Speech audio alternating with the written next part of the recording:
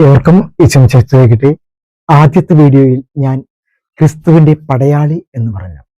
എന്താണ് ക്രിസ്തുവിൻ്റെ പടയാളി എന്ന ആശയത്തെ പറ്റിയാണ് ഞാൻ പറയുന്നത്. അതും കുരിശ് യുദ്ധവുമായി ബന്ധമില്ല എന്നൂടി പറയാണ്.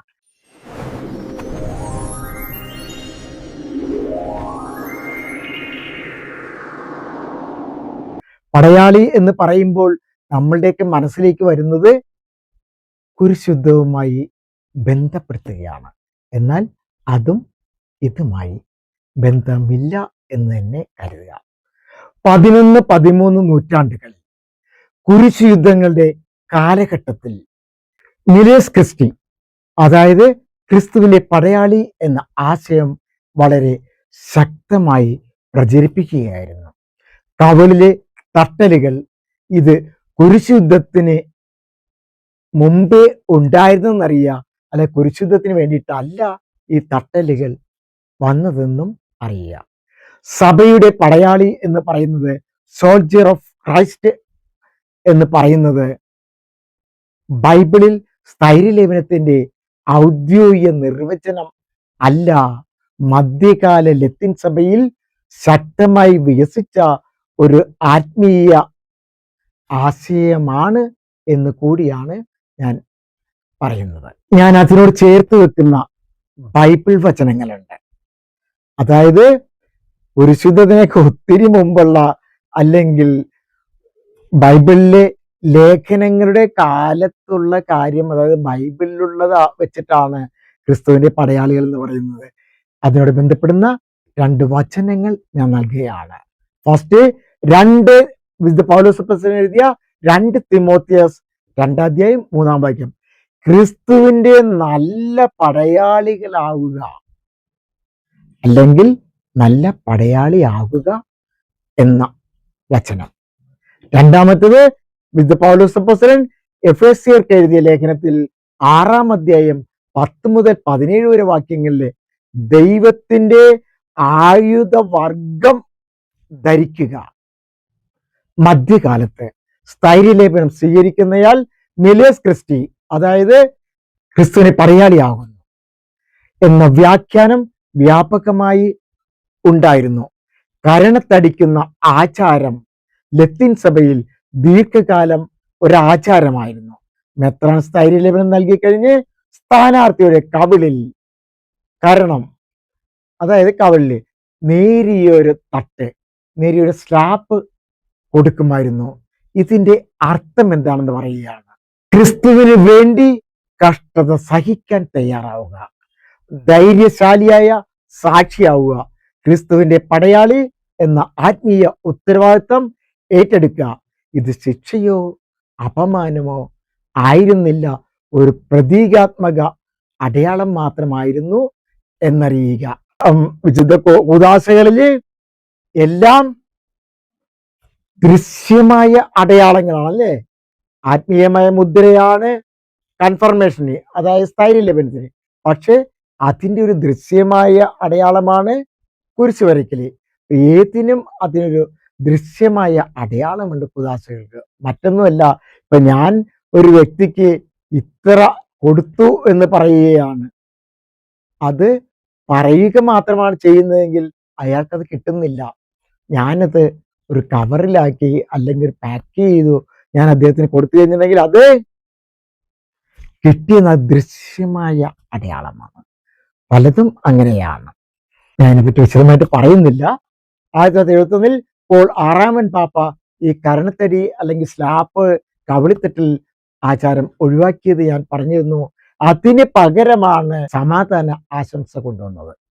അതായത് മുമ്പ് കുരിശ് വരയ്ക്കലും കവിളിത്തട്ടിലുമായിരുന്നു. ഇപ്പോൾ കുരിശ് വരയ്ക്കലും സമാധാന ആശംസ, ശിരസിൽ കൈവച്ചുകൊണ്ട് നിനക്ക് സമാധാനം എന്ന് പറയുന്നു.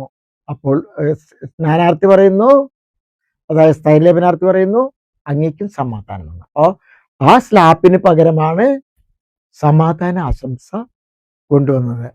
ഇത് പഴയ ലത്തീൻ സഭയിലെ സ്ഥൈര്യലേപനം നൂറ്റാണ്ടുകളോളം ലത്തീൻ സഭയിൽ മെത്രാൻ ഇങ്ങനെ ചെയ്തിരുന്നു. എന്നാൽ ഇപ്പോൾ ചെയ്യുന്നതെല്ലാം 1971 ശേഷം ഈ കുരിശുവരെയും തലയിൽ അനുഗ്രഹവുമാണ് ഇപ്പോഴുള്ളത്. ഇപ്പോഴത്തെ സ്ഥൈര്യലേപന ക്രമപ്രകാരം സ്ഥാനാർത്ഥിയുടെ, അതായത് സ്ഥൈര്യലേപനാർത്ഥിയുടെ നെറ്റിയിൽ വിശുദ്ധ ക്രിസം, വിശുദ്ധ തൈലം കൊണ്ട് കുരിശടയാളം വരയ്ക്കും. എന്നിട്ട് മെത്രാൻ ഇങ്ങനെ പറയും: സിഗ്നോത്തെ സിഗ്നോ ക്രൂസിസ് ഓഫ് കൺഫർമോ പേ ക്രിസ്മേറ്റ് സലൂത്തിസ് ഇൻ നോമിനി പാത്രീസ് എത്ത് ഫിലി എത്ത് സ്പിരിച്വസ് സാങ്ക്ടി. അതായത് രക്ഷയുടെ ക്രിസം കൊണ്ട് ഞാൻ നിന്നെ സ്ഥൈര്യപ്പെടുത്തുകയും കുരിശിന്റെ അടയാളത്താൽ മുദ്ര ചെയ്യുകയും ചെയ്യുന്നു, പിതാവിൻ്റെയും പുത്രന്റെയും പരിശുദ്ധാത്മാവിന്റെയും നാമത്തിൽ. തുടർന്ന് സ്ഥാനാർത്ഥി പറയും, അതായത് ആ സ്വീകരിക്കുന്ന ആൾ പറയും ആമേൻ. അപ്പോൾ പിതാവ് അല്ലെങ്കിൽ മെത്രാൻ പറയും പാക്സ് ടെക്കോം, അതായത് സമാധാനം നിന്നോട് കൂടെ. എന്നിട്ട് സ്ഥാനാർത്ഥിയുടെ കവിളിൽ നേരിയൊരു തട്ടായിരുന്നു നൽകിയിരുന്നത്. ഇപ്പോൾ അത് തലയിൽ ഇങ്ങനെ അനുഗ്രഹിച്ചുകൊണ്ടാണ് പറയുന്നത്. പിന്നെ ഈ കവിളിൽ തട്ടുന്നത് ആദ്യകാല നൂറ്റാണ്ടുകളിൽ അതിനുള്ള ആ ആചാരത്തിനുള്ള ഒരു തെളിവുകളുമില്ല. ചരിത്രകാരന്മാർ പറയുന്നത് ഏകദേശം 12-ാം നൂറ്റാണ്ട് മുതൽ 13-ാം നൂറ്റാണ്ടുകൾക്കിടയിലാണ് ഈ ആചാരം ലത്തീൻ സഭയിൽ വന്നതെന്നാണ്. 12-ാം നൂറ്റാണ്ടിലെ വില്യം ഡുറാൻഡസ് പോലുള്ള ആരാധനക്രമ വിശദീകരണങ്ങളിൽ ഇതിന്റെ പ്രതീകാത്മക അർത്ഥം വിശദീകരിക്കുന്നുമുണ്ട്. പിന്നീട് പൊണ്ടിഫിക്കലെ റൊമാനം, അതായത് റോമൻ മെത്രാന്റെ ആരാധന ക്രമഗ്രന്ഥത്തിൽ ഈ ആചാരം ഉൾപ്പെടുത്തിയിട്ടുണ്ട്. വോളാറവനിലൂടെ അത് മാറ്റുകയും ചെയ്തു. കൂദാശയുടെ കേന്ദ്രം പരിശുദ്ധാത്മാവിന്റെ ദാനമാണ്. കവളിലെത്തട്ട് പിന്നീടുണ്ടായ പ്രതീകാത്മകമായ ആചാരം മാത്രമാണ് എന്ന് അറിയുക. മാമോദീസയും സ്ഥൈര്യലേപനവും വേർതിരിച്ചതിന് ശേഷം സഭ ദൈവശാസ്ത്രപരമായ വിശദീകരണം നൽകി അവയ്ക്ക്. സഭയുടെ ദൈവശാസ്ത്രം പറയുന്നത് മാമോദീസ എന്നാൽ ക്രൈസ്തവ ജീവിതത്തിന്റെ ജനനമാണ്. സ്ഥൈര്യലേപനം എന്നാൽ ആ ജനനത്തിന് പൂർണ്ണത നൽകുന്നതാണ്. പരിശുദ്ധ കുർബാന എന്നുള്ളത് ദീക്ഷയുടെ പരിപൂർണതയാണ്. അതുകൊണ്ടാണ് ഈ മൂന്നിനെയും, ഈ മൂന്ന് കൂദാശകളെയും ക്രൈസ്തവ ദീക്ഷയുടെ കുദാശകൾ അല്ലെങ്കിൽ സാക്രമെന്റ്സ് ഓഫ് ക്രിസ്ത്യൻ ഇനിറ്റേഷൻ എന്ന് പറയുന്നത്. സ്ഥൈര്യലേപനം ഒരു പ്രത്യേക കൂദാശയായി ദൈവശാസ്ത്രപരമായി വിശദീകരിക്കുകയും ഔദ്യോഗികമായി സ്ഥിരീകരിക്കുകയും ചെയ്തു. ആധുനിക ചരിത്ര പണ്ഡിതന്മാരിൽ ചിലർ അഭിപ്രായപ്പെടുന്നത് ആദ്യകാല സഭയിലെ കൈവയ്പിന്റെ ശുശ്രൂഷ ക്രമേണ സ്വതന്ത്രമായ ഒരു കൂദാശയായി വികസിച്ചു എന്നാണ്. കത്തോലിക്ക സഭയിലെ ഔദ്യോഗിക നിലപാട് ഇത് അപ്പോസ്തലിക പാരമ്പര്യത്തിന്റെ വികസനമാണ്, തുടർച്ചയാണ് എന്ന് തന്നെയാണ്. അപ്പോൾ നാം ചിന്തിക്കും, മാമോദീസായുണ്ട്, സ്ഥൈര്യലേപനമുണ്ട്, രണ്ടും പരിശുദ്ധ ലഭിക്കുന്നത് തന്നെയാണ്. പിന്നെ എന്തിനാണ് മാമോദീസയ്ക്ക് തൈലാഭിഷേകം ഉണ്ടല്ലോ, പിന്നെന്തിനാണ് സ്ഥൈര്യലേപനത്തിന് തൈലാഭിഷേകം? രണ്ട് അഭിഷേകങ്ങളും ഒരുപോലെ അല്ല എന്ന് ചിന്തിക്കുക. മാമോദീസായിൽ സാധാരണമായി 2 തൈലാഭിഷേകമാണ് നടത്തുന്നത്. കാറ്റക്കമിന്മാരുടെ തൈലം, അതായത് ഓയിൽ ഓഫ് കാറ്റക്കമിൻസ്. സെക്കൻഡ് ഹോളി ക്രിസം, അതായത് മാമോദീസ നടത്തുന്നതിന് മുമ്പ് ഒരു തൈലാഭിഷേകമുണ്ട്. അതിനുശേഷം വിശുദ്ധ ക്രിസം ഉപയോഗിച്ചും തൈലാഭിഷേകമുണ്ട്. 2 അഭിഷേകമാണ് മാമോദീസായിലുള്ളത്.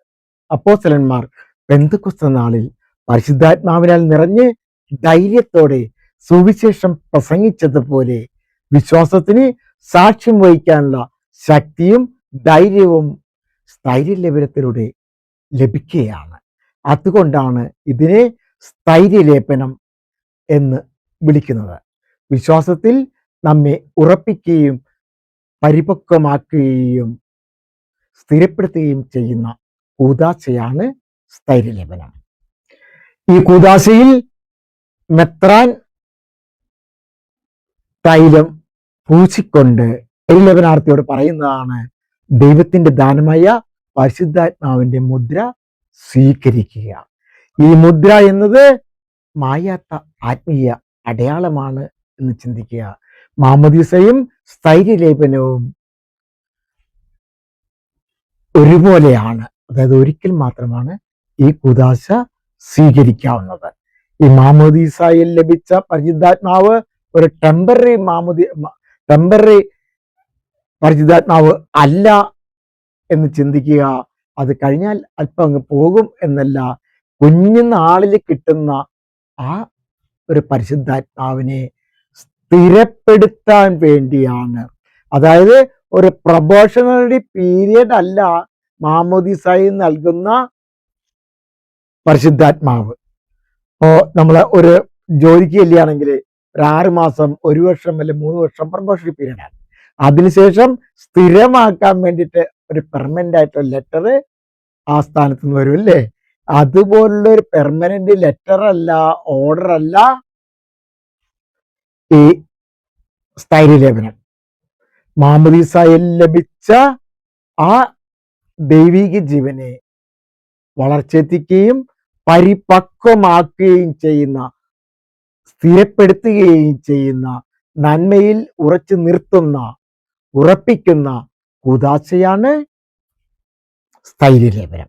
സ്ഥൈര്യലേപനത്തോടെ ആ പരിശുദ്ധാത്മാവിന്റെ ദാനങ്ങൾ കൂടുതൽ പൂർണ്ണമായി ശക്തിപ്പെടുത്തുകയും ക്രിസ്തുവിന് വേണ്ടി ധൈര്യത്തോടെ സാക്ഷ്യം വഹിക്കാനുള്ള പ്രത്യേക കൃപാവരം ലഭിക്കുകയും ചെയ്യുന്നു. കത്തോലിക്ക സഭയുടെ കാറ്റക്കിസം മതബോധന ഗ്രന്ഥം CCC 1285 1321 വരെയുള്ള ആ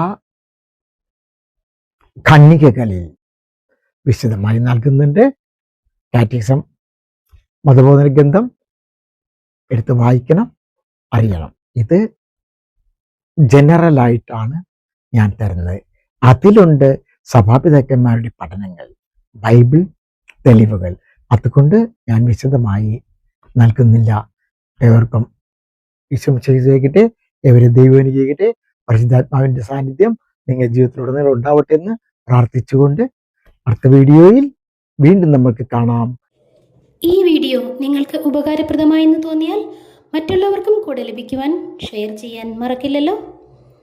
ഇനിയും ഇതുപോലെയുള്ള വീഡിയോകൾ ലഭിക്കുവാനായി സബ്സ്ക്രൈബ് ചെയ്തിട്ടില്ല എങ്കിൽ സബ്സ്ക്രൈബ് കൂടെ ചെയ്യണേ.